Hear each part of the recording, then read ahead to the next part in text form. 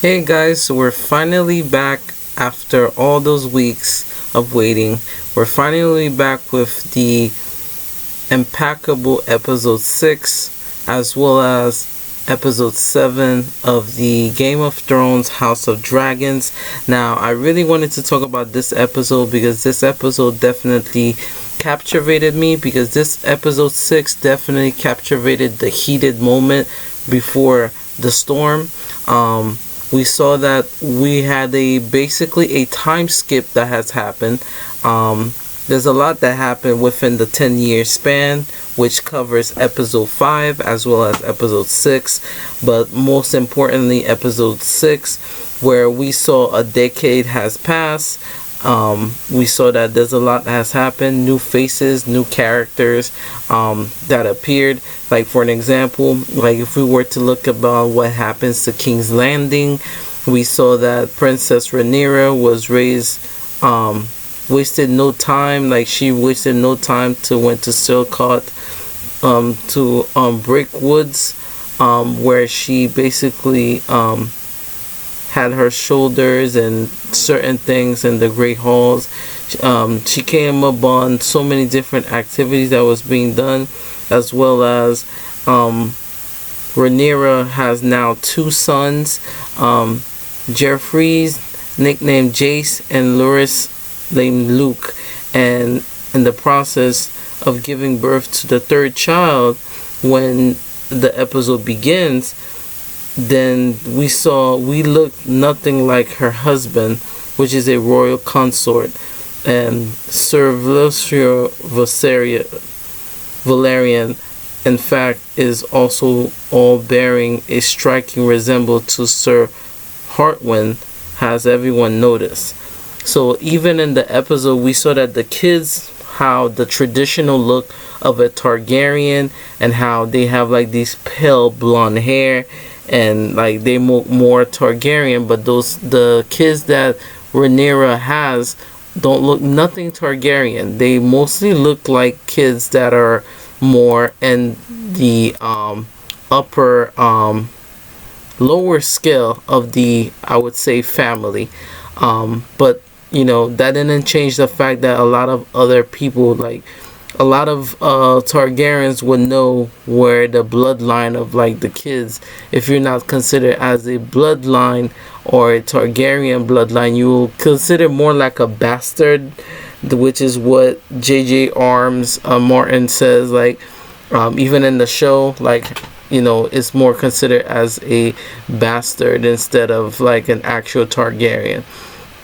We saw both Rhaenyra's and Alicent's kids had a small council at the end of the middle part of the meeting. We started seeing that, as time changed, we saw that, a lot of people are waiting mostly for like things to get out of hand, so that way they can really get involved into the story, I would say. Because seeing the kids, and we started seeing the color patterns started changing on us, especially how both Queen Alicent and then Rhaenyra had both set like a small council. Like I said, Viserys had remained an outlook to firmly know that Rhaenyra will be the ones to succeed him.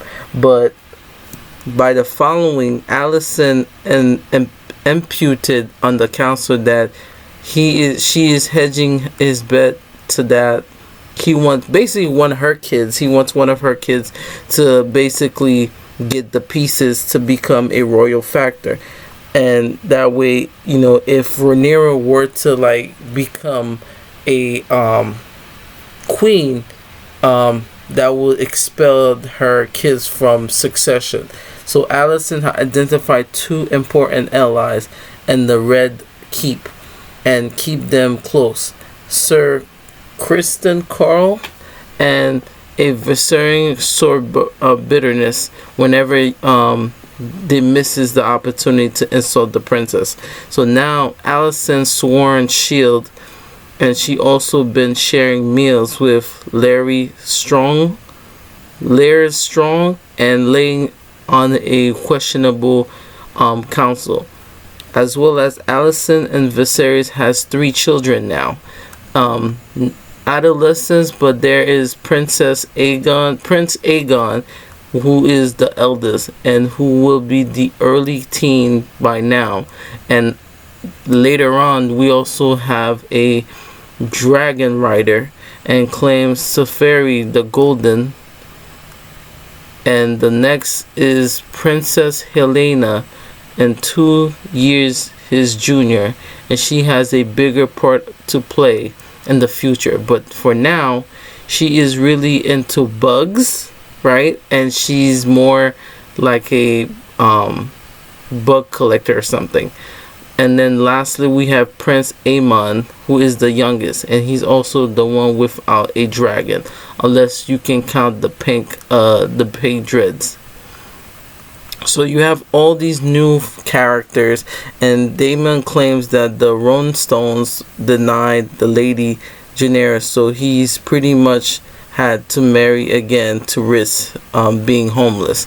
So there's so much going on right now, and that, you know, we see that the bloodlines and all these other connections started happening in this episode.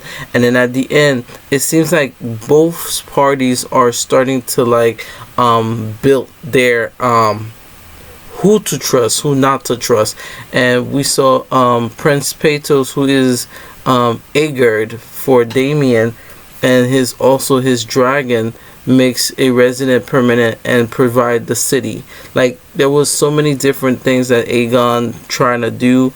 You know, Paetos also, Damien, and Helena's dragon rider is now at a point where, you know, the wife of Damien, brother of Viserys, also had an issue that every time he's trying to have like a kid or a family, the person end up dying, and due to that, he can't really sustain a proper family. So what he end up doing is like he's end up protecting the realm instead of actually, you know, being like settling down to, like, you know, to have a family. But we'll get more into the future what happened.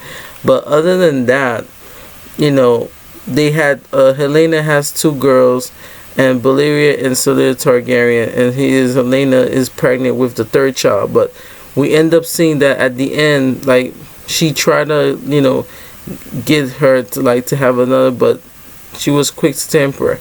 So eventually there's a lot that's happened where the dragon, whenever time like a Targaryen's about to have like a child or so, they will place the dragon egg with the baby in the like baby crib, so that the dragon and the baby could like mingle, so they could like mostly like and to know each other. Like, so eventually we started seeing like what ended up happening at the end of like mid part of the episode. We started seeing the shift between the princess Rhaenyra and Queen Alicent, how their kids, how they treat each other. And the old King Viserys was still feeling ill, and you know, so much started happening. Like, we heard that the king was very ill, and basically Queen Alicent's been, basically her and her father has mostly been making all the decision in the 7 kingdoms basically. And over time we started seeing Rhaenyra came back and started, like, you know, checking on her father, seeing if everything going on. And then at the mostly middle of episode 7 and 6, we started seeing that she started catching feelings for her uncle. And eventually we started hearing that, you know, they might even make this official in a way to like actually get married, and you know, maybe to like start a whole new family. Because we know that on episode 4 or 5 that Alicent thought that, you know, she was dating her uncle, that would have been considered as, you know, great treason. But the fact that, you know, she lied about that, but over time we saw that it was kind of true, because she was literally wanting her uncle, and eventually, like, because she couldn't find anybody else, so she ended up, you know. But it's a lot that happened in this episode.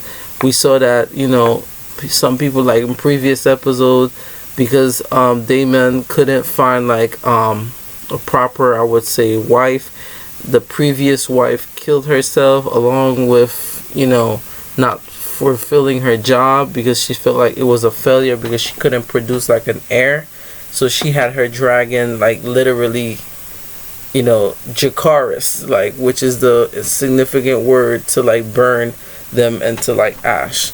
And he started thinking about all these factors when he got back to like his creek, where he started speaking to the two daughters, basically to treat them like his own, like his kids and stuff. And, you know, episode 6 was very, very good, because we got introduced to Aegon. We got introduced to a lot of different faces that will be impacting on episode 8 and 9 heavenly. And we also saw that the Queen Alicent been giving the king medicine and stuff, but it seems like the king is saying, it seems like he's getting worse and worse. And we even saw in previous episodes that like rats were like following things in the chamber. I guess it's because of his sickness, because the sickness is basically, I think I forgot what the name of that sickness is, but he started losing his fingers. A lot of it's like his body's eating from the inside. And, you know, it's a lot that happened. It's a lot that happened because, you know, if the king dies or if something happens, the shift will happen eventually. But who would have thought it would have been this soon?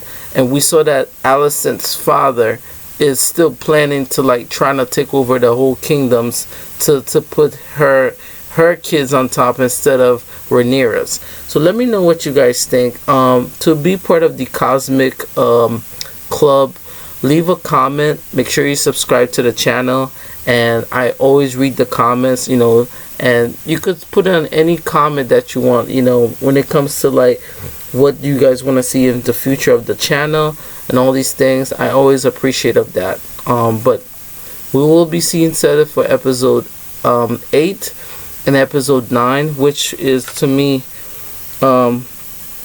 is probably a turning point. But definitely, guys, I am very excited to be closing off the Game of Thrones. Like and subscribe to the channel, and I'll see you guys in the next video. Bye bye.